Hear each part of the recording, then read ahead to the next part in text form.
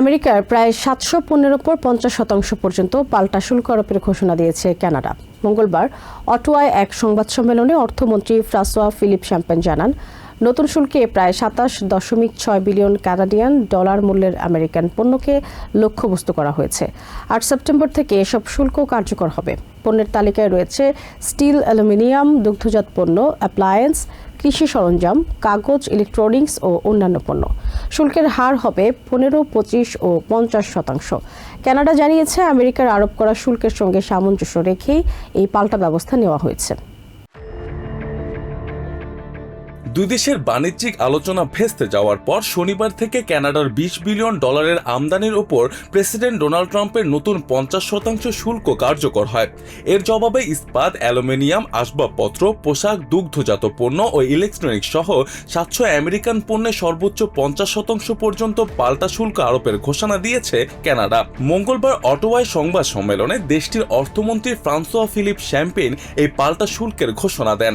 Effective September 8, Canada will impose counter tariffs of up to 15, 25 or 50% on $27.6 billion in imports from the United States of America.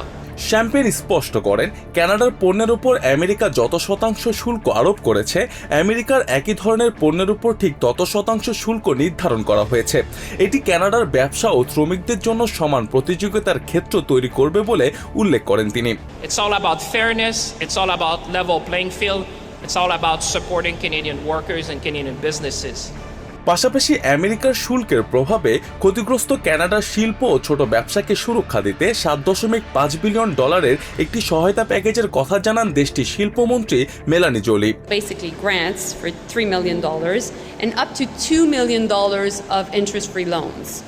And the businesses that will be able to have access are around those that will have $1 million in revenues. এদিকে white হাউসের বাইরে অনির্ধারিত এক সংবাদ সম্মেলনে agriculture secretary Brooke Rollins জানান, দেশের কৃষিখাত রক্ষায় ট্রাম্প প্রশাসন বিন্দুমাত্র ছাড় দেবে না। তবে দুদেশের চলমান বাণিজ্য আলোচনা খুব দ্রুতই শেষ হতে পারে বলে আশাবাদী তিনি। রলিন্স জানান, কানাডা আমেরিকার দুগ্ধজাত পণ্যের উপর ২০০ থেকে ৩০০% পর্যন্ত অতিরিক্ত শুল্ক আরোপ করে USMCA চুক্তির মূল উদ্দেশ্য লঙ্ঘন করছে, যা দীর্ঘদিন ধরে মেনে নেওয়া সম্ভব নয়। পাল্টা শুল্কের কারণে দেশের কৃষক ও খামারিদের মধ্যে উদ্বেগ রয়েছে বলে স্বীকার করলেও রলিন্স জানান, ট্রাম্প প্রশাসনের বাণিজ্য আলোচনার লক্ষ্য হচ্ছে বিশ্বজুড়ে আমেরিকান কৃষি পণ্যের বাজার উন্মুক্ত করা। মোস্তফা আশিকিন আবির, TVN 24 নিউজ ডেস্ক।